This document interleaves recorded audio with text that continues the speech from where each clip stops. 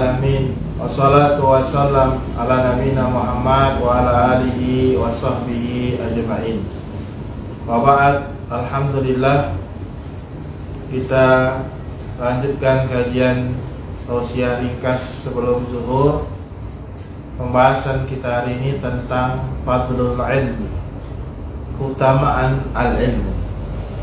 Jadi para ulama itu menjelaskan tentang al-ilmu itu maksudnya adalah ilmu agama.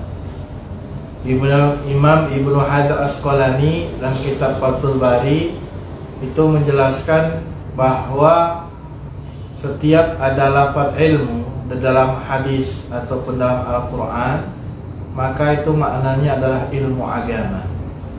Maka ada keutamaan orang-orang yang menuntut ilmu agama. Disebutkan di dalam firman Allah Subhanahu wa taala di dalam surat Az-Zumar ayat yang ke-9. Kata Allah Subhanahu wa taala, "Qul hal yastawil ladzina la ya'lamuna wal ladzina la ya'lamun." Katakanlah ya Muhammad, apakah sama orang yang berilmu dengan orang yang tidak berilmu? Tidak sama tentunya. Di sini ada keutamaan orang yang berilmu, orang yang mengetahui dengan orang yang tidak mengetahui. Begitu juga Allah Subhanahu wa taala berfirman di dalam surat Mujadalah ayat yang ke-11.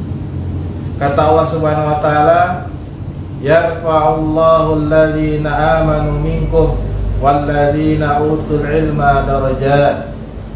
Allah akan mengangkat derajat orang-orang yang beriman di antara kalian. Walladzina utul ilma darajat, dan Allah mengangkat orang-orang yang Allah berikan ilmu beberapa derajat.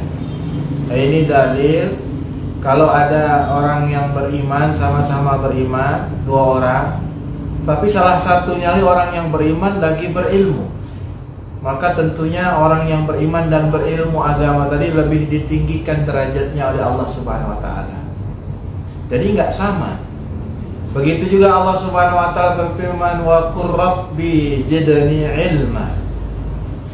Allah Subhanahu wa taala jelaskan di dalam surat Thaha bahwa Allah perintahkan Nabi Muhammad SAW untuk meminta kepada Allah tambahan ilmu.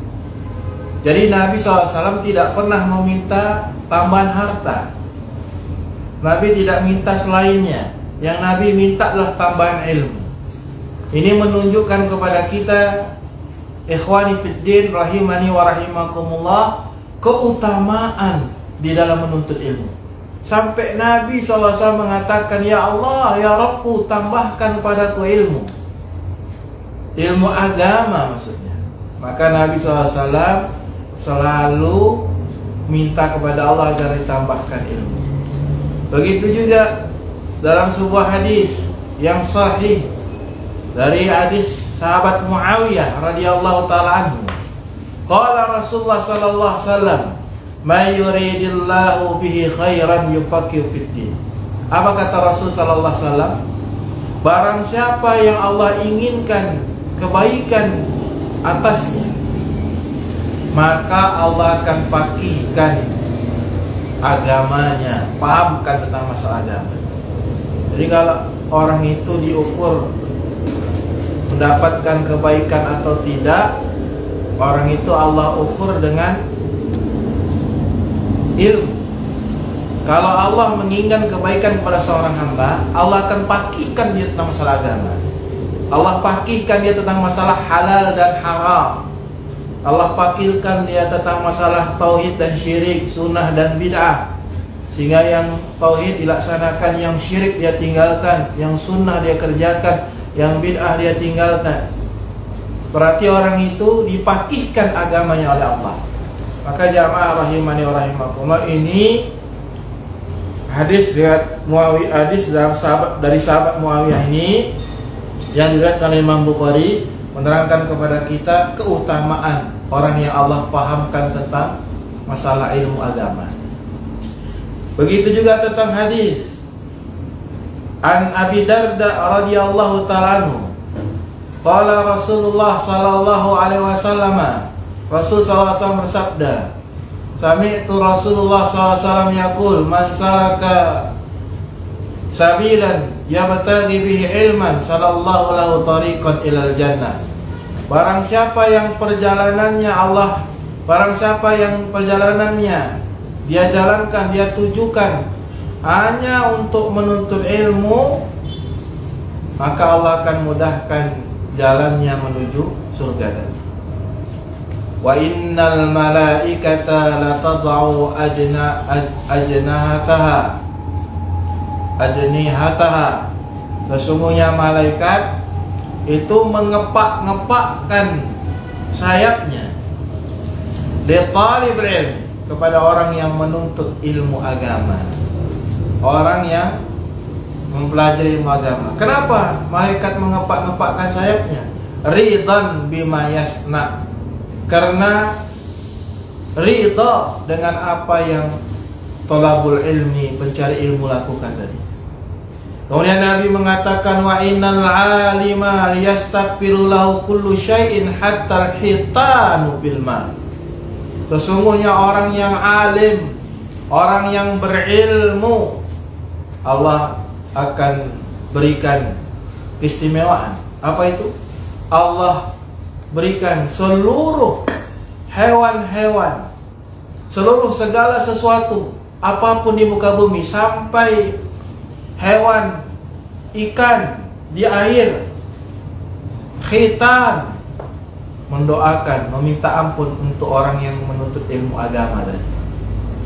Kemudian juga Rasulullah SAW mengatakan, wa fadlul alim 'alal 'abid, keutamaan orang yang berilmu atas orang yang ahli ibadah.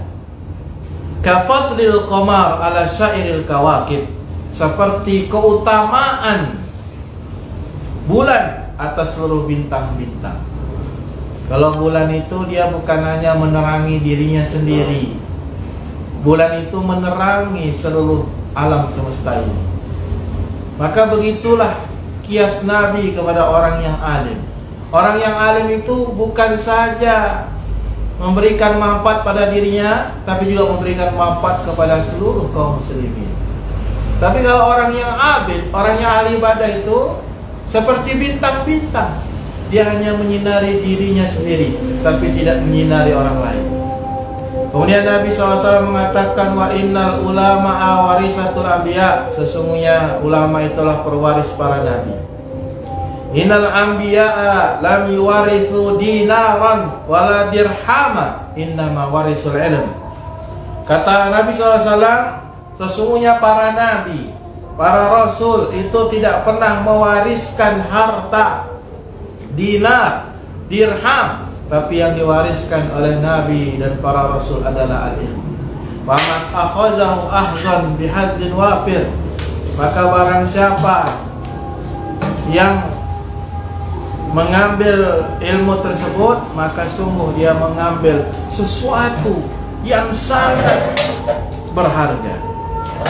Maka jamaah rahimani wa rahimakumullah, begitu juga dalam sebuah hadis Nabi SAW mengatakan, an Abi Hurairah radhiyallahu ta'ala anhu, anna Rasulullah sallallahu alaihi wasallam qala, idzal matal insanu inqata'a 'amalu ila min salasin. Kata Nabi sallallahu alaihi wasallam, apabila seorang manusia itu meninggal, maka terputuslah amalnya kecuali 3. Illa min shadaqatin jariyatin aw ilmin yuntafa bih, atau ilmu yang bermanfaat, sedekah jariah, ilmu yang bermanfaat, aw waladin shalih yadullah, atau anak yang soleh yang selalu mendoakannya. Maka dari hadis-hadis ini ada beberapa faedah yang bisa kita ambil dari kajian zuhur kita hari ini. Yang pertama, fadlul ilmi wal ulama, keutamaan menuntut ilmu dan keutamaan para ulama, di mana mereka ini adalah perwaris para nabi. Itu yang pertama. Ada keutamaan ilmu, keutamaan para ulama, di mana Allah Subhanahu wa taala wariskan mereka ini merupakan pewaris-pewaris para nabi. Yang kedua, jamaah rahimani wa rahimakumullah, innal fiqha, sesungguhnya pemahaman dalam agama.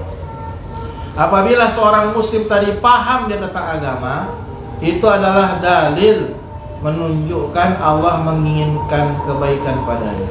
Jadi kalau bapak-bapak ikhwani fiddin diberikan pemahaman agama, itu dalil, bukti kalau Allah tuh menginginkan kebaikan kepada kita. Yang ketiga, inna talabal ilmi min asbabil dukhulil jannah. Sesungguhnya menuntut ilmu itu termasuk sebab Allah Subhanahu wa taala masukkan kita ke dalam surga. Yang keempat, inna min khairin ma yuwarisul insanul ilmun nafi. Sesungguhnya termasuk sesuatu yang paling baik yang diwariskan manusia adalah ilmu yang bermanfaat. Kenapa? Karena ilmu bermanfaat itu pahalanya itu terus mengalir walaupun orang tersebut sudah meninggal.